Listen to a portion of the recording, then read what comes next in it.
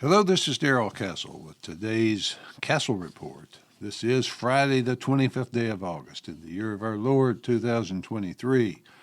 And I will be talking today about anti-human, anti-God, anti-life actions recommended and taken by very powerful, influential people and organizations under the guise of saving the planet from the ravages of climate change. These people and organizations hate humanity, they hate God, they hate His creation. Most of all, they seek to usurp His rightful place in the universe. Wealth, status, enjoyment of the simple pleasures of life, along with those God-given things that make life possible on planet Earth, must be taken from those who currently have them in order to save the planet for more deserving, godlike people who know and understand the science of climate. The elite lead the struggle to save the climate, and with it the planet. They are bound together by blood, by class, by education, marriage, or some combination, and the rest of us are merely sheep like voters for their power seekers and cannon fodder for their wars. We ordinary people are far too busy with our personal lives, with earning a living, to understand or care about the agenda of our betters. The desire to dominate, to be the alpha, is, I suppose, inherent in the human species. One is slave, one is master.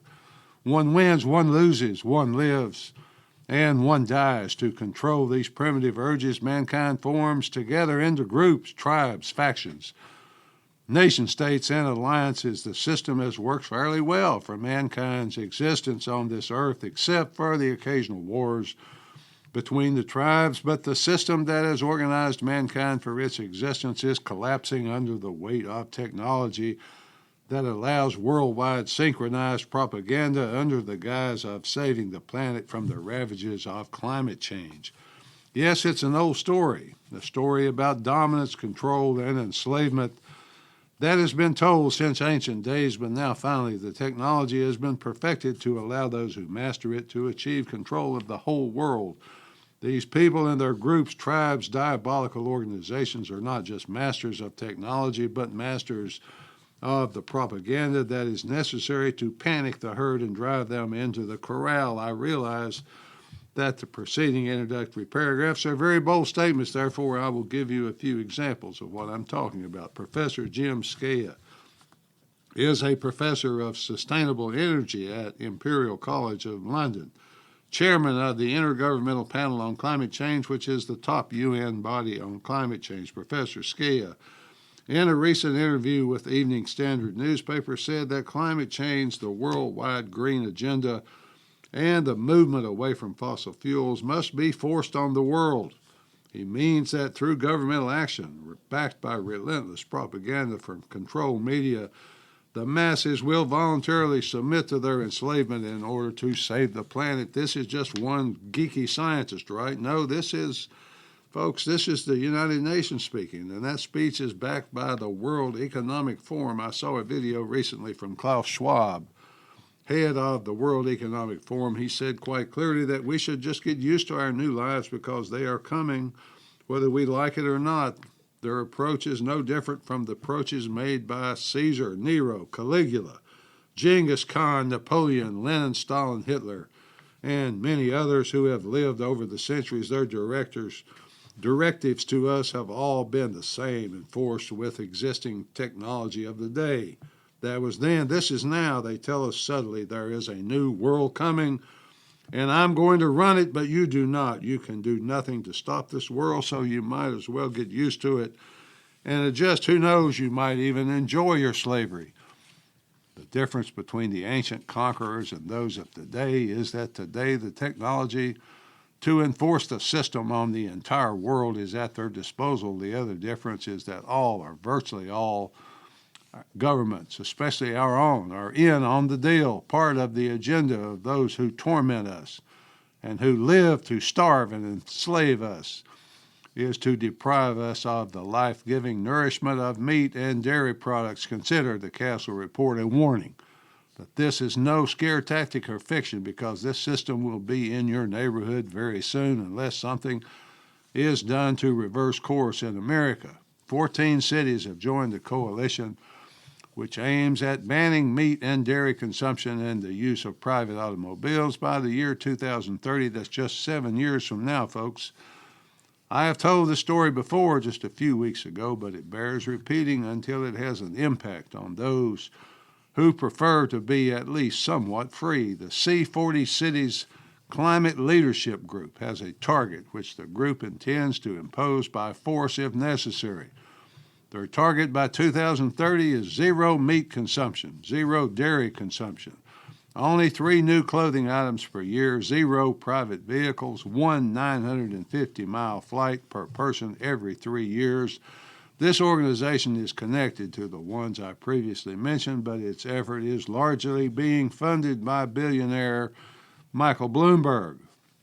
Funding by a single lunatic billionaire is a point of vulnerability for them, and they don't have many, so that's something for us to remember. Nearly 100 cities across the world make up the organization, and its members in America include Austin, Boston, Chicago, Houston, Los Angeles, Miami, New Orleans, New York City, Philadelphia, Phoenix, Portland, San Francisco, Washington, D.C., and Seattle. The second part of their agenda is advocating for climate lockdowns, just as was done in the COVID test case. Everything from locking us into our homes and feeding us with a universal basic income as one would feed a caged bird, along with banning air travel, are all being discussed. These proposals are obviously meant to destroy the world's economy and independence and make it totally dependent on an all-wise group of billionaires and their running dog toadies to manage. The Los Angeles Times has opened the discussion of climate lockdowns and climate blackouts on a regular basis as a method of satisfying the total hysteria of many California residents. Maybe us peasants just need to learn to live with more power outages, to live periodically without our cars, if that would help the elite betters manage us. Keep in mind, gas plants power 40% of California. They can't even manage to keep the grid up with everything available, let alone on wind and solar. The idiotic and insulting plan can only mean one thing, and that is the intention to imprison us and let us rats figure out how to survive under their prison system. So that's all bad enough, but isn't it? It's bad enough. But believe it or not, folks, it gets worse. How could it be worse than being locked in a city by a group of elitist lunatics? Well, I'm glad you asked, folks. A bioethicist named Dr. Maurice Lau from the World Economic Forum's Great Reset Agenda, who is also director of the College of Global Public Health Center for Bioethics in New York University, has called for human beings to be genetically engineered to become smaller in size and to become meat intolerant to fight climate change. Quote, people eat too much meat, and if they were to cut down on their consumption of meat, then it would actually really help the planet, end quote. The professor and the scientist went on to say that making humans intolerant to meat through chemical and hormonal intervention is now possible. He says that many people are unwilling or unable to give up meat voluntarily. He might even be one of those people. But never fear, he has an answer. Some people are intolerant to dairy products. Some are allergic to seafood. We can simply use human engineering to make us intolerant to meat, especially beef. He mentioned a tick, that if that tick bites you, it will make you meat intolerant. We can learn a lot from the modality of that tick. Referring to the professor as a tick or some other insect might be appropriate, but that is just not the end of his dreams of saving planet Earth. We can engineer people to be smaller, he says, therefore they will consume less energy and need less food. He believes that solving this horrible problem of climate change must start with changes in the individual. His proposals are immoral, anti-human, anti-God, absurd, and maniacal. He is a megalomaniac with delusions of godlike power, but keep in mind he works at one of the nation's great universities, probably its most international university. In addition, he's directed by the most powerful people on planet Earth, so he must be taken seriously. The global elite and their leaders take his proposals very seriously. The Gates Foundation and its stepchild, the World Economic Forum, are working hard to force them upon the human race.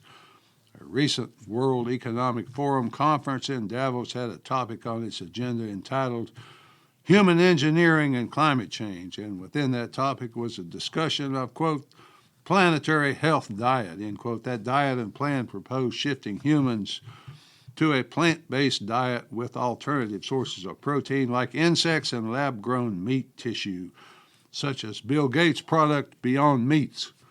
Quote from the WEF, quote, worms for dinner, Europe greenlights insect-based food, end quote. Why would anyone not want to eat bugs or worms instead of having a nice steak? Well, folks, you probably think I'm joking or perhaps demented, but people who want to eat bugs are racist. Yes, that's right. The WEF now says that if you don't like to eat these things and support their agenda, you're racist. I've barely been able to discern their reasoning, but I think it is the idea that we're all, regardless of means, going to have to voluntarily accept the most abject poverty, and if you don't want to do that, to be poor, to eat bugs, then you are a racist. That is true for us sheep, us voters, us cannon fodder, but of course it's not true for our global, all-knowing, all-wise masters. This is madness and the ravings of completely insane lunatics, isn't it? Well, yes, it is. I agree completely, but these people are on course, and this is being implemented as I speak. So listen up, folks. Gird up your loins because this is coming. This war will be very difficult. The enemy of humanity is slaughtering animals all over the world. Belgium is one of the world's greatest farming communities, supplies much of Europe with beef. The farmers are trying to rise up as 3,000 farms have been seized by the government, thousands of cattle slaughtered. Ireland supplies much of Europe with dairy products, so many thousands of Irish dairy cattle have been slaughtered already as well. Here in America, Senator Bernie Sanders chimed in on the climate change subject, but since he attacked a sacred cow, no pun intended, a cow sacred to both parties, I had to get his article from a UK publication. The sacred cow is war, of course, and it's sacred to both parties. They differ over window dressing issues, but on war they are always in lockstep. Well, Bernie said that the U.S. and China should put aside their differences and stop fighting so they could cut their defense budgets. So far, I'm in agreement with the senator, agreement 100% with his view on that point, but then he went on and said the money saved should be used to fight climate change. There are many flaws in his reasoning, such as $32 trillion of debt, but since he called for the avoidance of war, he bears listening to. Interestingly, he actually believes his own brand of nonsense. Here's the reality. The last 8 years, quote, here's the reality. The last 8 years have been the 8 hottest on record. This year is on track to be the hottest in recorded history. This past July was the hottest month on record, end quote. That statement is complete propaganda at best, complete horse manure at worst. Does the senator know for sure, really know for certain, what the average temperature across the earth was 120,000 years ago? What about 60,000? Maybe 1,000 or even 100. People will do or say anything to scare us into their brave new world. If the senator really believes what he said about the temperature, I wonder if he ever thinks there might be other reasons other than man's use of fossil fuels and consumption of meat to explain it.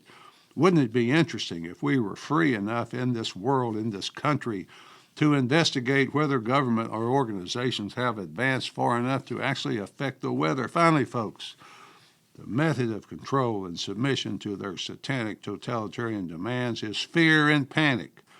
Just as it was in the days of COVID, it is now again. Fear and panic of the population are used to motivate us. History teaches us that fraud, violence, deceit, and cruelty will reign supreme if they are left unchecked.